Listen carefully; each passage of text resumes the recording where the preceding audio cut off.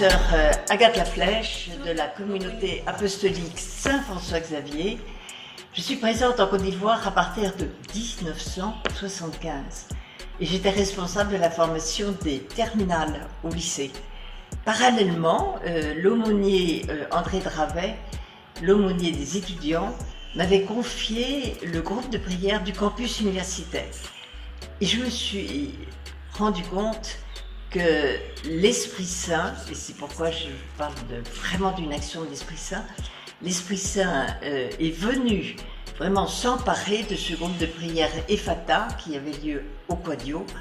Et en 1982, il n'était pas rare d'avoir le soir, le mardi soir, quand nous nous retrouvions, de retrouver 50 et 80 étudiants. C'était vraiment un moment de louange très fort, d'écoute de la parole.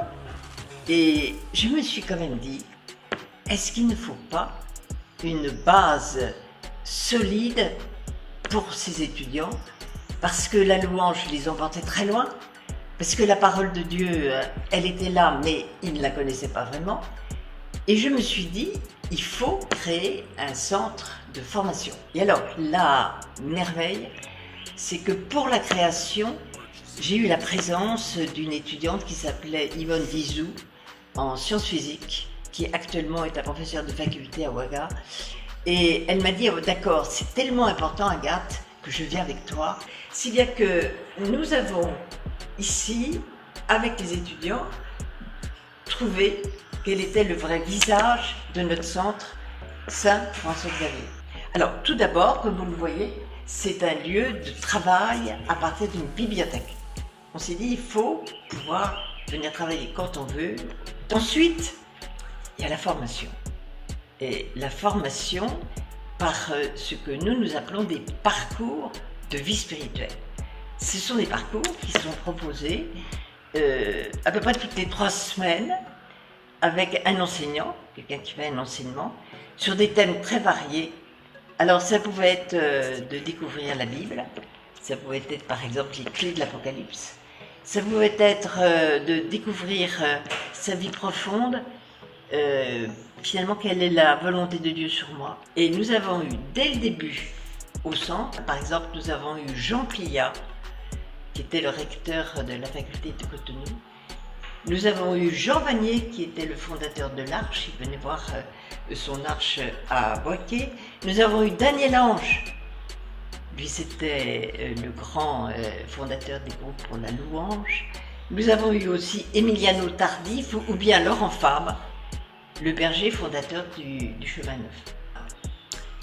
Il n'est pas bon de simplement s'enfermer dans la prière. La prière, elle est faite pour aller vers les autres. Par la présence de prisonniers sans frontières à la prison de la Maca, nous avons pu être introduites, entrer dans la prison, aider le chef de cour qui animait les célébrations, et nous avons pu quelquefois participer à un travail pour certains dossiers de prisonniers qui étaient là sans avoir été jugés.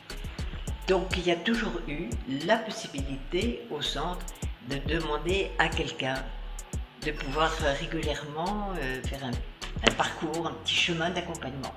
On va vous expliquer pendant toute cette matinée d'ouverture, de lancement du centre Saint-François-Xavier, on va vous expliquer qu'il y a toujours des parcours, qu'il y a toujours la bibliothèque, qu'il y a toujours des actions, qu'il y a toujours des temps forts, et qu'il y a la présence sur l'actualité de ce monde et qu'on est présent au monde tel qu'il est actuellement. Le centre Saint-François-Xavier, il a des bases très solides, c'est Dieu.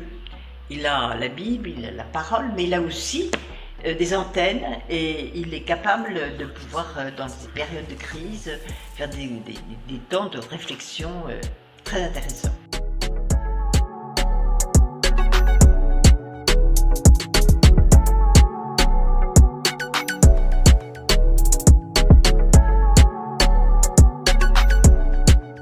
Salut frères et sœurs, je suis Maurice Tewa, responsable du centre Saint-François-Xavier de Cocody. Pour le lancement de ses activités 2021-2022, le centre veut commencer par une journée porte ouverte, une journée découverte, ce samedi 23 octobre 2021 de 9h à 12h30. Tu es jeune, tu es étudiant, tu es professionnel, tu es sans emploi ou tu es à recherche d'emploi. Cette journée est aussi la tienne. Venez-y nombreux. Se former pour mieux servir.